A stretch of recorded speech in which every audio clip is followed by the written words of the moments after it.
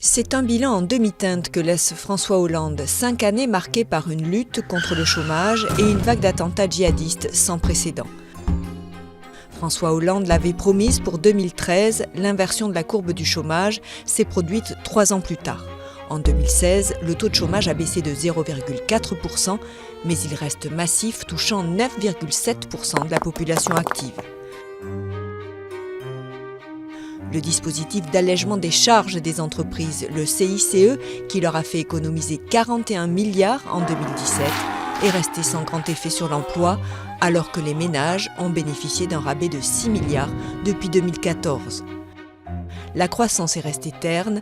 En 2016, elle a atteint 1,1 contre 1,7% dans les pays de la zone euro.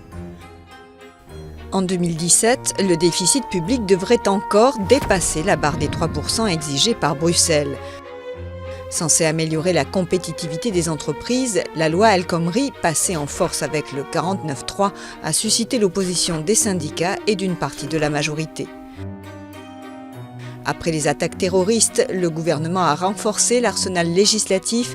L'état d'urgence est décrété depuis le 13 novembre 2015 et 9000 postes dans les forces de l'ordre ont été créés. On retiendra aussi des années Hollande le mariage pour tous, un nouveau droit pour les couples homosexuels, ainsi que le succès de l'accord de Paris lors de la COP 21.